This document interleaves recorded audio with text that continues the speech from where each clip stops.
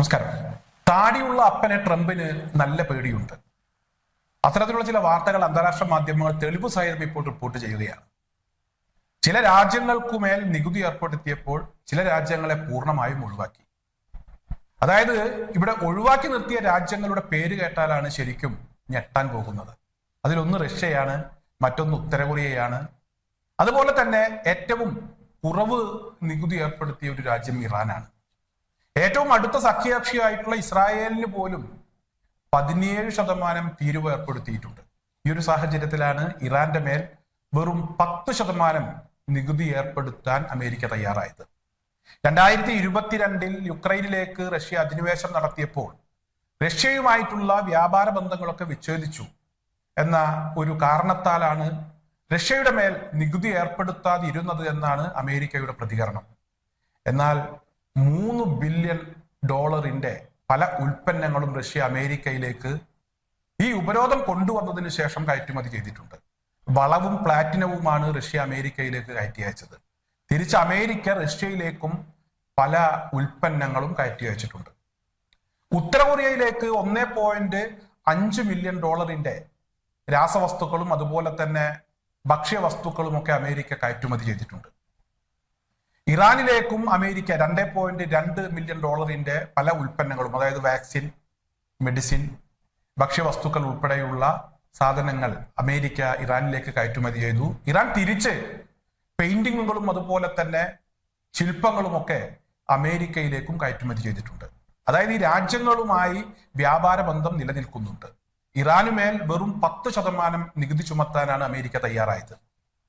അതേസമയം ഇസ്രായേലിന് മേൽ അമേരിക്ക നികുതി ചുമത്തിയിരിക്കുന്നത് 17%. റഷ്യയുമായി ഒരു പൈസയുടെ നികുതി പോലും ചുമത്താൻ അമേരിക്ക തയ്യാറായില്ല. അതുപോലെ തന്നെ ഉത്തര കൊറിയക്കുമേലും നികുതി ചുമത്തിയിട്ടില്ല. അതായത് അമേരിക്കയെ സംബന്ധിച്ചിടത്തോളം അമേരിക്കയുടെ ശത്രു രാജ്യങ്ങളുടെ പട്ടികയിലുള്ള രാജ്യങ്ങളാണ് ഈ പറയുന്ന 3 രാജ്യങ്ങളും. മാത്രമല്ല ഇസ്രായേലിനെ ശക്തമായി എതിർക്കുന്ന രാജ്യങ്ങളാണ്. ഇറാൻ ഇപ്പോൾ അമേരിക്കയുമായി ഒരു യുദ്ധം പ്രഖ്യാപിച്ചു നിൽക്കുന്ന സാഹചര്യമാണ്. എന്നിട്ട് പോലും ഇസ്രായേലിനേക്കാൾ കുറവ് നികുതിയാണ് ഇവിടെ ഇറാന് മേൽ അമേരിക്ക ചുമത്തിയിരിക്കുന്നത്. നേരത്തെ ഇവിടെ റഷ്യയിൽ നിന്നും എണ്ണ ഉൽപ്പന്നങ്ങൾ വാങ്ങിക്കുന്ന ആളുകൾക്കുമേൽ നികുതി ചുമത്തും എന്നുള്ള ഒരു ഭീഷണി ഡൊണാൾഡ് ട്രംപ് മുഴക്കിയിരുന്നു.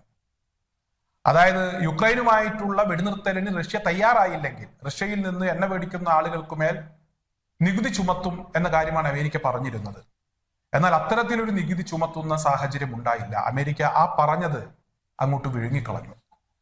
ഇവിടെ പുടിന്റെ ഭീഷണിക്ക് ഡൊണാൾഡ് ട്രംപ് വഴങ്ങി എന്നുള്ളത് തന്നെയാണ് ഇപ്പോൾ മാധ്യമങ്ങളിൽ പ്രത്യക്ഷപ്പെടുന്ന പ്രധാനപ്പെട്ട വാർത്ത. യുക്രൈനുമായി ബന്ധപ്പെട്ടുള്ള വെടിനിർത്തൽ ചർച്ചകൾ തുടരണമെങ്കിൽ, ഒന്ന് ഒരുമിച്ചിരിക്കണമെങ്കിൽ തങ്ങൾക്കുമേൽ യാതൊരു വിധത്തിലുള്ള സാമ്പത്തിക നിയന്ത്രണങ്ങളും പാടില്ല എന്ന് റഷ്യ ഇവിടെ ഡൊണാൾഡ് ട്രംപിനോട് പറഞ്ഞിരുന്നു. റഷ്യയുടെ ആ ഒരു ഭീഷണിക്ക് ട്രംപ് വഴങ്ങി എന്ന് തന്നെയാണ് റഷ്യയെ ഇവിടെ നികുതി ചുമത്തുന്നതിൽ നിന്നും പൂർണ്ണമായി അമേരിക്ക ഒഴിവാക്കാനുള്ള സാഹചര്യം ഉണ്ടായത് എന്നതാണ് ഏറ്റവും പ്രധാനപ്പെട്ട വാർത്ത. അതുപോലെ തന്നെ ഉത്തര കൊറിയക്കുമേലും $1 പോലും ഇവിടെ ട്രംപ് നികുതി ചുമത്താൻ തയ്യാറായില്ല. ഉത്തര കൊറിയ അമേരിക്കക്കെതിരെ അതിശക്തമായ ആക്രമണ പദ്ധതിയുമായി മുന്നോട്ട് പോകുന്ന ഒരു രാജ്യമാണ്. അമേരിക്ക ഏറ്റവും കൂടുതൽ ഭയപ്പെടുന്ന ഒരു രാജ്യമാണ് ഉത്തര കൊറിയ. ആ ഉത്തര കൊറിയയെ നികുതിയിൽ നിന്നും പൂർണ്ണമായി അമേരിക്ക ഒഴിവാക്കി. ഞാൻ നേരത്തെ സൂചിപ്പിച്ചു, സൗദി അറേബ്യക്കും അതുപോലെ തന്നെ UAE-ക്കും ഒക്കെ 10% നികുതിയാണ് അമേരിക്ക ചുമത്തിയത്. ആ പട്ടികയിൽ തന്നെ അമേരിക്ക ഇറാനെയും ഉൾപ്പെടുത്തി. അതേസമയം ഇസ്രായേലിന് 17% നികുതി ചുമത്തി. ഇസ്രായേലിനോളം പോലും നികുതി ചുമത്താൻ, ഇറാന്റെ മേൽ നികുതി ചുമത്താൻ അമേരിക്ക തയ്യാറായില്ല എന്നുള്ളത് ഈ സാമ്പത്തിക യുദ്ധം വലിയൊരു യുദ്ധത്തിൽ കലാശിക്കുമോ എന്നുള്ള ഭയം കൊണ്ട് തന്നെയാണ് എന്നതാണ് ഇപ്പോഴത്തെ ഒരു വിലയിരുത്തൽ. അത്തരത്തിൽ പല പ്രമുഖന്മാരും ഈ ഒരു നികുതിയുമായി ബന്ധപ്പെട്ടുള്ള, ചിലരെ ഒഴിവാക്കിയതും ചിലർക്കൊക്കെ കുറച്ചു കൊടുത്തതുമായി ബന്ധപ്പെട്ടുള്ള ഈ സംഭവങ്ങളെ നിരീക്ഷിക്കുന്നുണ്ട്.